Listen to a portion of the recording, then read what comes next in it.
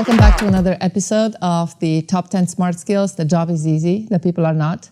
Today, I'm here with the extraordinary, unconventional Jin Sohn, one of our students who's about to graduate soon. And today we're talking about listening. I have to say, before I started this project, I didn't really think that listening is a skill, let alone a smart skill, because I sort of took it for granted. We're all listening. But it turns out we're not, right? And when I became a manager and a leader, I realized that a lot of my job is to listen carefully, which I don't do very well, I have to admit. But then I also noticed that people who do really well in an organization, they do also because they are great listeners. So today we're talking about listening as a smart skill. So let me start by simply asking you directly, when you think about listening, how would you define it using your own words? That's a great first question to start off with. And I just want to say thank you so much for allowing me to come speak with you today about listening.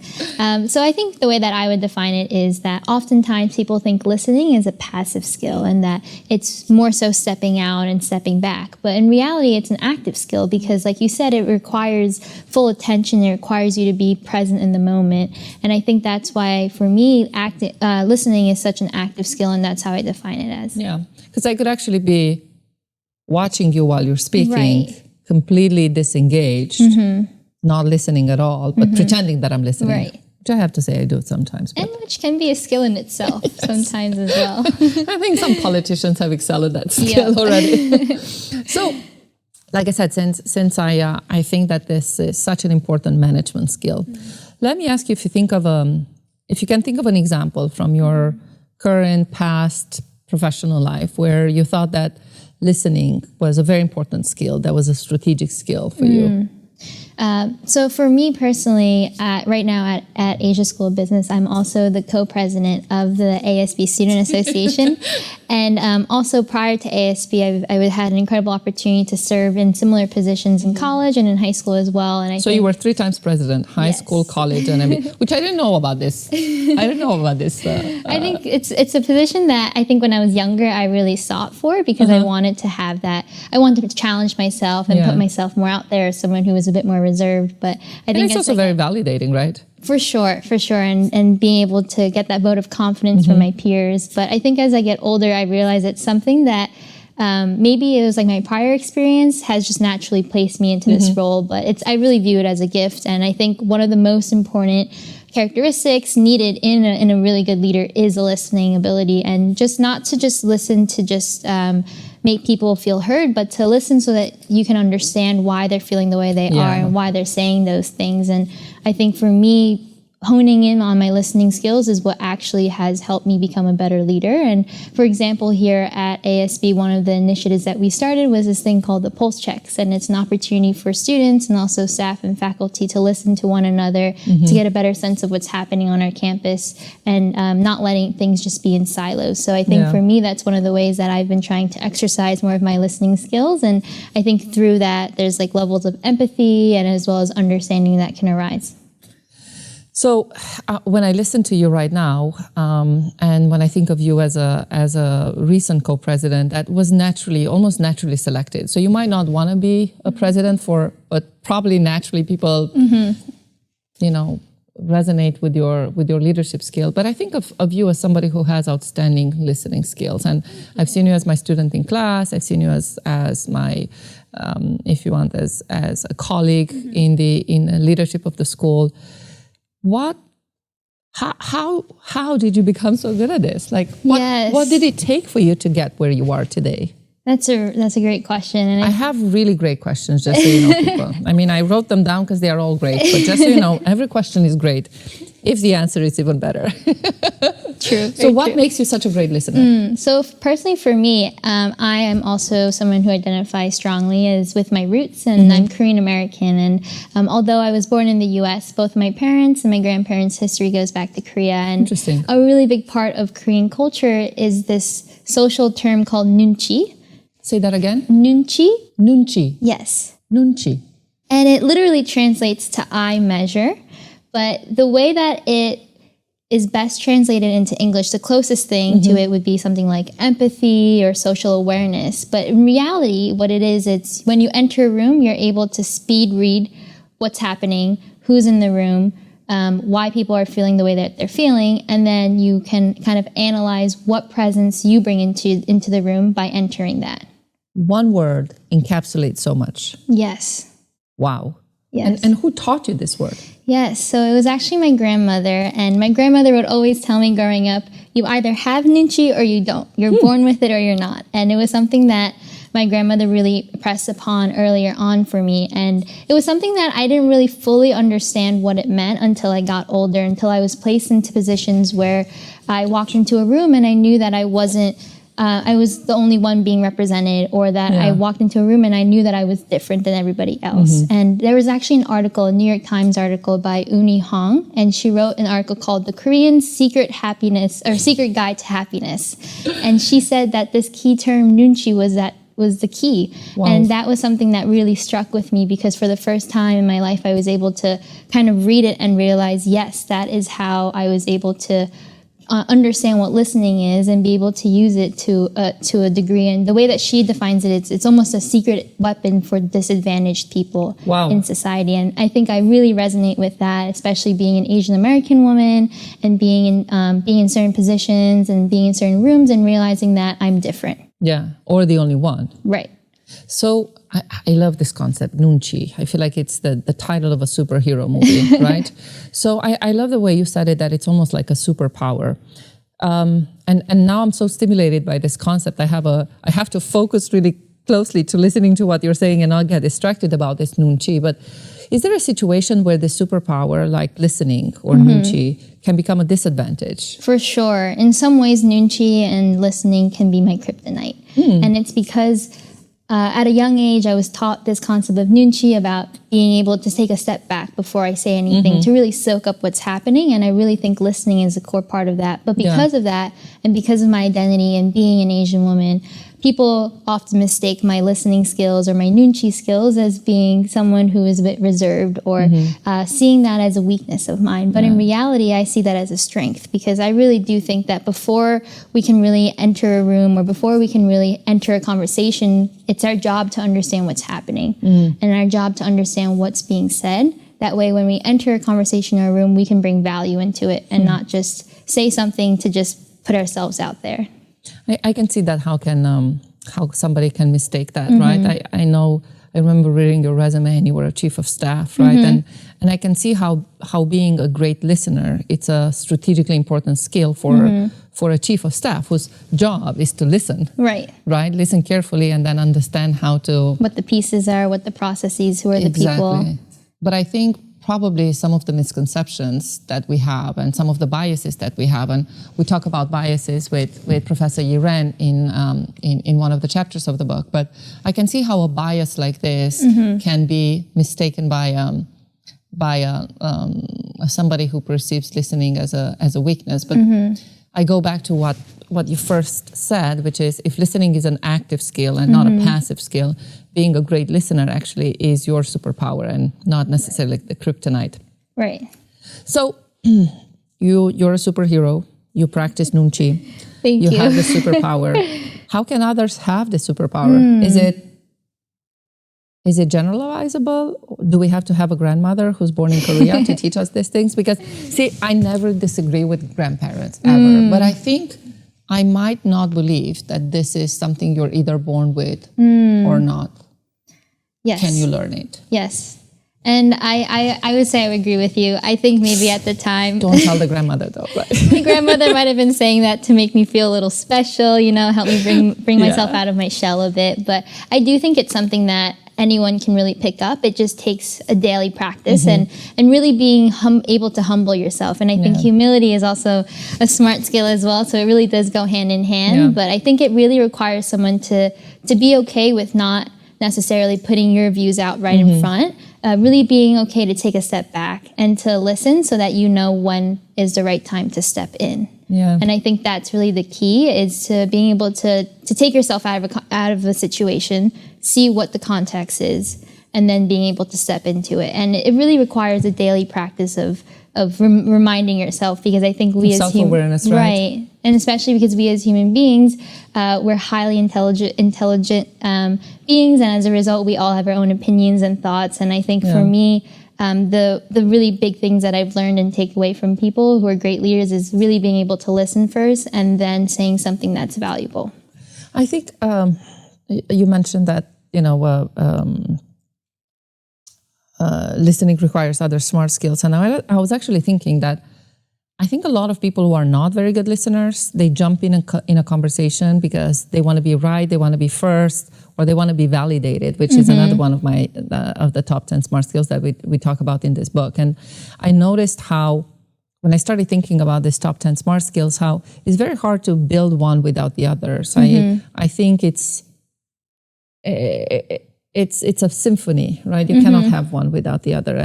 And this is gonna come from left field, but have you been taught formally any of the smart skills besides your grandmother?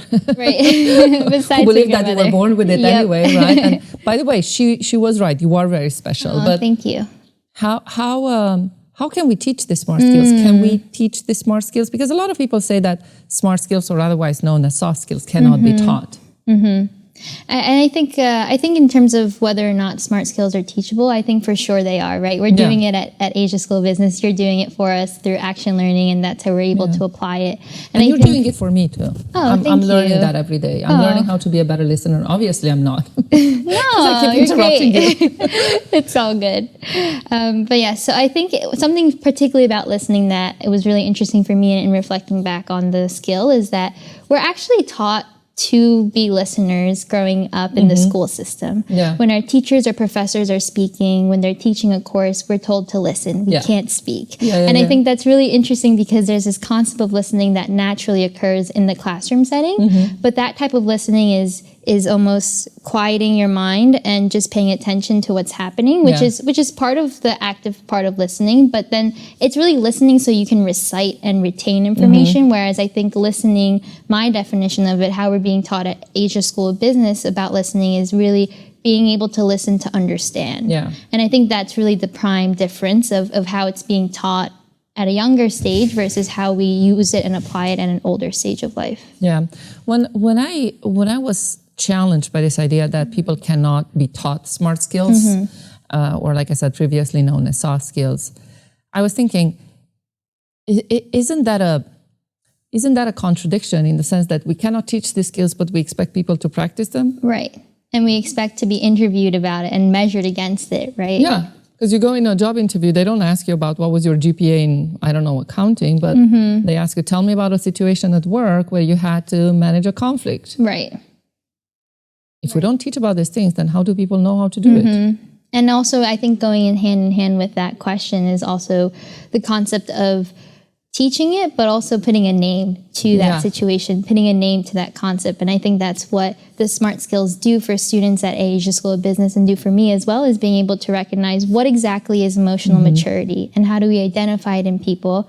And I think for me personally, listening is really that foundational skill that I needed to really hone in on and master before I can even consider what the other smart skills are. Because if I'm not a good listener, how am I supposed to understand why someone is acting a certain way, how I define their emotional maturity, or what critical thinking is, right? So I think for me, it's almost like when I think about the building blocks of smart skills, listening is kind of that base and that foundation. Absolutely.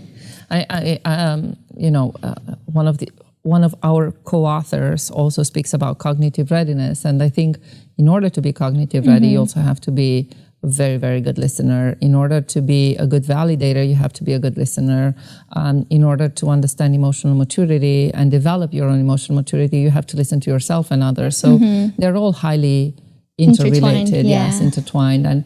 And I think one of the objectives of this project is not just to say that these are the only ones, right? Because these top 10 smart skills are the ones that, to be honest, we have identified in our experience here at ASB, by watching our students succeed, by watching our colleagues, by watching a lot of ourselves. I think there's at least 1,000 smart skills out there, but we have to start somewhere, right? And for us, this, like you said, these were the building blocks of what we think it takes to make the job, easy with the people. and so the people, right? Because if you want to keep the job easy, Yeah. then you have to actually work with people. Right. So when you think a little bit about the relationship between smart skills and sharp skills, which we don't talk that much in this project, but the next project is going to be very much dedicated to sharp skills. How do you see them? Because one of the challenges that I had in the past with soft and hard was that they seemed very almost bipolar, right? If you're not this, you're that. Right. If you're not soft, therefore you're hard, right? How do you see smart and sharp skills in a coexistence? What's the relationship there? Yeah, so I feel like they go hand in hand. And I think personally for me, as someone who, growing up, people, I feel like always complimented me on my smart skills, on my soft skills versus my hard skills. Yeah. For me, coming to Asia School of Business and really being able to learn the technical skills of the sharp skills, but then also understand how the smart skills go hand in hand has actually helped boost my confidence as a business leader, as a future business leader. And I think personally for me, so taking into example, the sharp skill of system dynamics. Yeah. We have yet to take the class, but I'm very excited to be taking it at the MIT track coming up. But I imagine you really need to have a good core foundation of listening. And I think for me, systems dynamics is being able to understand the different pieces and the processes. And in order to understand and to analyze those, first we need to listen to the stakeholders, the people involved in that system. And I think that's why really the two skill sets really need to go hand in hand. And that's what I love so much about the smart and sharp skills. It's not just emphasizing smart over sharp or sharp over smart. It's really helping students highlight which of these skills you have and which of these do you want to work on.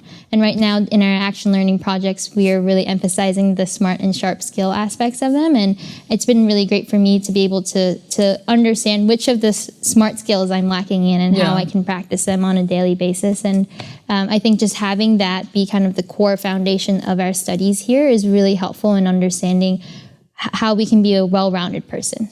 I think that's the key word. I think is the well-rounded, right? Because if I look at some of the job descriptions today, I'm thinking, wow, you are asking for everything, right? Yes. It's almost like we're going back to Renaissance where we're asking somebody to tell be me about it. everything. And I'm so happy I don't have to apply for a job. Well, at least not yet, because I don't think that I have a third of what the market is looking for in a young graduate. Like, you want somebody who's amazing in data analytics, but also has high emotional maturity and it's capable of understanding, some of the most sophisticated algorithms, but it's also empathetic and nice with people.